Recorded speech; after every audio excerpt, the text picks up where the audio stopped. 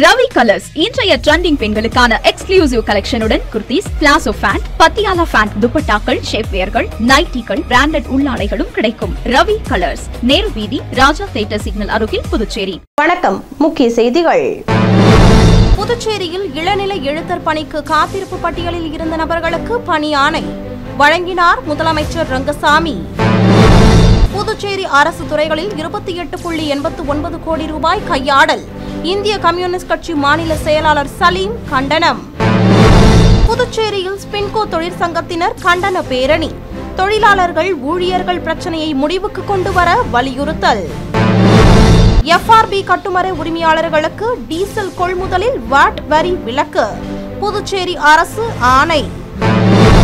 இனி விரிவான செய்திகள். புதுச்சேரி பணியாளர் மற்றும் நிர்வாக சீர்திருத்த துறையின் கீழ் இளநிலை எழுத்தர் பதவிக்கு காத்திருப்பு பட்டியலில் இருந்த நபர்களுக்கு முதலமைச்சர் ரங்கசாமி பணி ஆணைகளை வழங்கினார். புதுச்சேரி பணியாளர் மற்றும் நிர்வாக சீர்திருத்த துறையின் கீழ் இளநிலை எழுத்தர் பதவிக்கான நேரடி நியமனத்திற்காக போட்டித் தேர்வு கடந்த 2023 ஆகஸ்ட் மாதம் 27ஆம் தேதி அன்று நடத்தப்பட்டு அதில் தேர்வான 165 நபர்களுக்கு பணி ஆணை வழங்கப்பட்டது.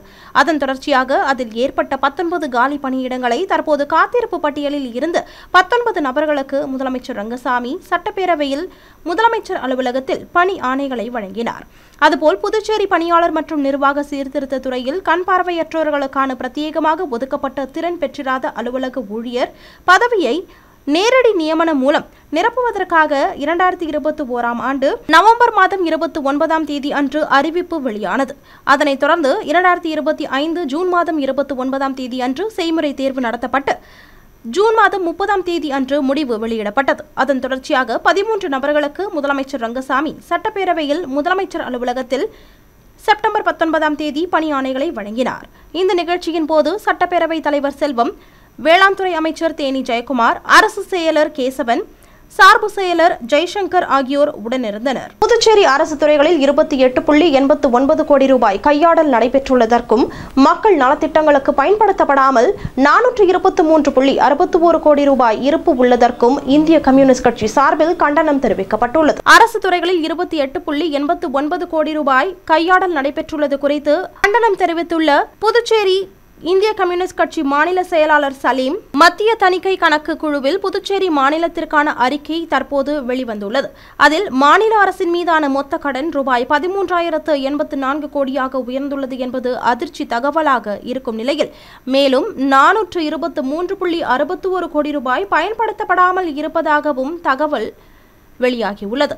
புதுச்சேரி மக்களுக்கு ரேஷன் கடைகளின் அத்தியாவசிய உணவுப் பொருட்கள் வழங்கப்படவில்லை என்றும், தலித் சமூக மேம்பாட்டிற்கான திட்டங்கள் நிறைய உள்ளதாகவும், மிக பிற்படுத்தப்பட்ட மக்கள் நலத்திட்டங்கள் உள்ளன என்றும், கல்வியில் பள்ளி மற்றும் உயர்கல்வி நிறுவனங்களில் பயிலும் மாணவர்களுக்கு சேர வேண்டிய உதவிகள் கிடப்பில் உள்ளதாகவும் கூறப்பட்டுள்ளது. மேலும் ஆரம்ப சுகாதார மருத்துவ நிலையங்களும் மேம்படுத்தப்படவில்லை. இந்நிலையில் 423.61 கோடி ரூபாய் பயன்படுத்தப்படாமல் இருப்பது என்பது அப்பட்டமான நிர்வாக திறமையின்மையை காட்டுவதாகவும், அரசு நிர்வாகம் முறையாக சரியான திட்டமிடுதலுடன் செயல்பட்டு இருந்தால் மேல் குறிப்பிட்டுள்ள மக்கள் நல திட்டங்களுக்கு பயன்படுத்தப்பட்டு இருக்கும் என்றும், மேலும் 28.89 கோடி ரூபாய் அரசு துறைகளில் பணம் கையாடல் செய்யப்பட்டுள்ள நிலையில் 312 சம்பவங்கள் இதுவரை நடைபெற்றுள்ளதாகவும், லஞ்சம் ஊழலில் திளைத்திருக்கின்ற என்ஆர் காங்கிரஸ் பாரதிய ஜனதா கட்சி அரசு தற்போது முழுமையாக நிர்வாக திறனற்ற அரசாக உள்ளது என்று மத்திய தணிக்கை குழு அறிக்கை சுட்டிக்காட்டுவதாகவும் தெரிவிக்கப்பட்டுள்ளது. மேலும் மக்களுக்கு விரோதமாக செயல்படும் என்ஆர் காங்கிரஸ் பாரதிய ஜனதா கட்சி அரசை இந்திய கம்யூனிஸ்ட் கட்சி கண்டனத்தை தெரிவித்துக் கொள்வதாகவும் கூறப்பட்டுள்ளது. பல்வேறு கோரிக்கைகளை வலியுறுத்தி புதுச்சேரியில் ஸ்பின்கோ தொழிற்சங்கத்தினர் கண்டன ஆர்ப்பாட்ட பேரணியில் ஈடுபட்டனர். புதுச்சேரி திருபுவனை ஸ்பின்கோ அனைத்து தொழிற்சங்கங்கள் சார்பில் பேரணி நடைபெற்றது. பழைய பேருந்து நிலையம் அருகே தொடங்கிய இந்த பேரணிக்கு ஒருங்கிணைப்பாளர் சிவசங்கரன் தலைமை வகித்தார். சென்னை உயர்நீதிமன்ற உத்தரவை அமல்படுத்த வேண்டும் என்றும், பணியில் உள்ள தொழிலாளர்கள் ஊழியர்களின் பணி பாதுகாப்பை உறுதி செய்ய வேண்டும் எனவும், 58 வயது முடிவடைந்த தொழிலாளர்கள் ஊழியர்களுக்கு பென்ஷன், பணிக்கொடை வழங்க வேண்டும் என்றும், நில மோசடிக்கு துணை சென்ற அதிகாரிகள் மீது துறை ரீதியில் நடவடிக்கை எடுக்க வேண்டும், நீதிமன்ற உத்தரவுப்படி 2 வாரத்தில் சம்பளம் வழங்க வேண்டும் என வலியுறுத்தியும், தொழிலாளர்கள் ஊழியர்கள் பிரச்சனையை முடிவுக்கு கொண்டு வராததை கண்டித்தும் இந்த போராட்டமானது நடைபெற்றது. இந்த பேரணியானது அண்ணா சாலை, நேரு வீதி, மிஷன் வீதி வழியாக ஆம்பூர் சாலை அருகே வந்தபோது அவர்களை காவல்துறையினர் பேரிகார்டுகள் அமைத்து தடுத்து நிறுத்தினர். இதனையடுத்து அவர்கள் அங்கு முற்றுகை போராட்டத்தில் ஈடுபட்டனர்.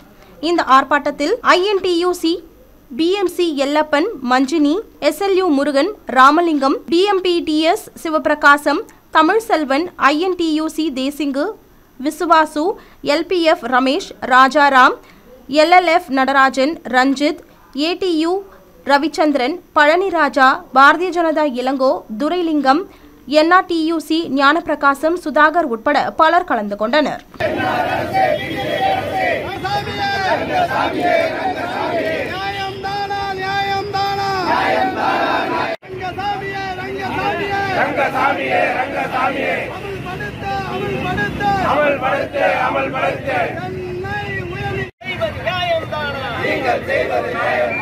FRB கட்டுமர உரிமையாளர்களுக்கு அரசு அங்கீகரிக்கப்பட்ட டீசல் பங்கில் டீசல் கொள்முதல் செய்யும் உரிமையாளர்களுக்கு VAT வரி விலக்கு அளிக்க அரசு ஆணை பிறப்பிக்கப்பட்டுள்ளது. புதுச்சேரியில் பதிவு செய்யப்பட்ட 400 விசைப்படகு உரிமையாளர்களுக்கு டீசல் மானியம் 12 ரூபாய் வழங்கப்படுகிறது.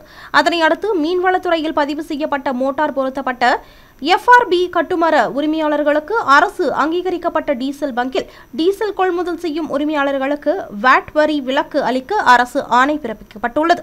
இதனால் கூடுதலாக 3208 உரிமையாளர்களுக்கு டீசல் மானியமாக லிட்டருக்கு 12 ரூபாய் வழங்கப்பட உள்ளதாக முதலமைச்சர் ரங்கசாமி சட்டசபையில் அறிவித்தார். புதுச்சேரி பல்கலைக்கழகத்தில் இளநிலை மற்றும் முதுநிலை படிப்புகளில் காலியாக உள்ள இடங்களை நிரப்ப தனி நுழைவுத் தேர்வு நடத்துவது என பல்கலைக்கழகம் அறிவித்துள்ளது. 2025-26 ஆண்டிற்கான 3 இளநிலை படிப்புகள் மற்றும் 33 முதுநிலை படிப்புகளில் காலியாக உள்ள இடங்களை தனி நுழைவுத் தேர்வு மூலம் நிரப்ப புதுச்சேரி பல்கலைக்கழகம் திட்டமிட்டுள்ளது. விருப்பமுள்ளவர்கள் பல்கலைக்கழக இணையதளம் மூலம் விண்ணப்பிக்கலாம் என்றும் அறிவிக்கப்பட்டுள்ளது. மேலும் விண்ணப்பதாரர்கள் வருகிற செப்டம்பர் 23ஆம் தேதிக்குள் விண்ணப்பிக்க வேண்டும் என்றும், நுழைவுத் தேர்வுக்கான தேர்வு மையங்கள் புதுச்சேரி, மாஹே, காரைக்கால் மற்றும் அந்தமானில் உள்ள போர்ட் பிளேயரிலும் அமைக்கப்பட்டுள்ளதாகவும், இதேபோல் BA, BSc உள்ளிட்ட இளநிலை படிப்புகளுக்கான படிப்புகளில் சேரவும் விண்ணப்பங்கள் வரவேற்கப்பட்டுள்ளதாகவும், இதற்கான கடைசி தேதியும் செப்டம்பர் 23 என புதுச்சேரி பல்கலைக்கழகம் சார்பில் அறிவிக்கப்பட்டுள்ளது. புதுச்சேரி உருளையன்பேட்டை தொகுதிக்குட்பட்ட இடங்களில் நடைபெற்று வரும் வாய்க்கால் கட்டும் பணிகளை அப்பகுதி சட்டமன்ற உறுப்பினர் நேரு நேரில் பார்வையிட்டு ஆய்வு மேற்கொண்டார். புதுச்சேரி உருளையன்பேட்டை தொகுதிக்குட்பட்ட புதுப்பாளையம் வார்டு ஐயனார் நகர், சந்திரசேகர் வீதியில் மழைக்காலங்களில் மழைநீர் தேங்குவதாகவும் எளிதில் மழைநீர் வெளியேறா வண்ணம் உள்ளது என அப்பகுதி மக்கள் குற்றம் சாட்டி வந்தனர். அதனைத் தொடர்ந்து அப்பகுதி சட்டமன்ற உறுப்பினரின் முயற்சியின் காரணமாக ஆதிதிராவிடர் நலத்துறை மூலம் இருபுறமும் கான்கிரீட் வாய்க்கால் அமைக்கும் பணிகள் நடைபெற்று வருகிறது. மேலும் அந்த பணிகளை உருளையன்பேட்டை தொகுதி சட்டமன்ற உறுப்பினரும் புதுச்சேரி மனிதநேய மக்கள் சேவை இயக்க நிறுவன தலைவருமான நேரு என்கிற குப்புசாமி செப்டம்பர் 19ஆம் தேதி அன்று நேரில் ஆய்வு மேற்கொண்டார். ஆய்வின் போது மேற்கட்ட பகுதியில் பொதுமக்கள் கூறியது போல் மழைக்காலங்களில் மழைநீர் எளிதாக வெளியேறி பெரிய வாய்க்காலில் கலக்குமாறு வாய்க்கால் வாட்டங்களை அமைத்து அப்பகுதி மக்களுக்கு உதவிடுமாறு அதிகாரிகளிடம் அவர் அறிவுறுத்தினார். 25 வருட இறைப்பணி சேவையை கௌரவிக்கும் வகையில் காமாட்சி அம்மன் கோவில் தலைமை அர்ச்சகர் நீலகண்ட குருக்களுக்கு விருது மற்றும் பாராட்டு சான்றிதழை பொதுப்பணித்துறை அமைச்சர் லட்சுமி நாராயணன் வழங்கினார். ஆண்டுதோறும் செப்டம்பர் 17ஆம் தேதி விஸ்வகர்மா ஜெயந்தி புதுச்சேரி விஸ்வகர்மா மகாஜன சங்கம் சார்பில் கொண்டாடப்பட்டு வருகிறது. இந்த ஆண்டு விஸ்வகர்மா ஜெயந்தி விழா 50ஆம் ஆண்டு விழாவாக கடந்த புதன்கிழமை பாரதி வீதி ஸ்ரீ காமாட்சி அம்மன் கோவிலில் விஸ்வகர்மா ஜெயந்தி விழா கொண்டாடப்பட்டது. இந்த விழாவில் புதுச்சேரி பொதுப்பணித்துறை அமைச்சர் லட்சுமி நாராயணன் சிறப்பு விருந்தினராக கலந்து கொண்டு விழாவினை சிறப்பித்தார். மேலும் புதுச்சேரி விஸ்வகர்மா சங்கம் சார்பில் ஸ்ரீ காமாட்சி அம்மன் கோவில் தலைமை அர்ச்சகர் நீலகண்ட குருக்களுக்கு அவரின் 25 ஆண்டு இறை சேவையை பாராட்டி அமைச்சர் லட்சுமி நாராயணன் விருதும் சான்றிதழும் வழங்கி பாராட்டினார். மேலும் விஸ்வகர்மா சமுதாயத்தை சேர்ந்த 10 மற்றும் 12ஆம் வகுப்பு தேர்வில் அதிக மதிப்பெண் பெற்ற மாணவர்களுக்கு சான்றிதழும் ஊக்கத்தொகையும் வழங்கப்பட்டது. இந்த விழாவின் முடிவில் அனைவருக்கும் அன்னதானம் வழங்கப்பட்டது. மேலும் இந்த விழாவில் விஸ்வகர்மா மகாஜன சங்க நிர்வாகிகள், காமாட்சி அம்மன் கோவில் நிர்வாகிகள், 5 வகுப்பு நாட்டாமைக்காரர்கள் மற்றும் ஏராளமான பொதுமக்கள் கலந்து கொண்டனர். இனி வருவது புதுவையில் இன்றைய தங்கம் மற்றும் வெள்ளி விலை நிலவரம். இன்றைய தங்கம் வெள்ளி விலை விவரம். புதுவையில் இன்றைய தங்கம் வெள்ளி விலை விவரம் வழங்குபவர்கள் முத்து கோல்ட் ஹவுஸ், பாண்டிச்சேரி. தங்கம் 1 கிராம் 10,205 ரூபாய். இன்றைய தங்கம் வெள்ளி விலை விவரம். வெள்ளி 10 கிராம் 1,400 ரூபாய். இத்துடன் ஏஎம்என் செய்திகள் நிறைவடைந்தன. வணக்கம். உங்கள் ஏஎம்என் டிவி செய்திகளை யூடியூபில் உடனுக்குடன் காண ஏஎம்என் டிவி பாண்டிச்சேரி சேனலை சப்ஸ்கிரைப் செய்யுங்கள். பெல் பட்டனை மறக்காமல் கிளிக் செய்யுங்கள்.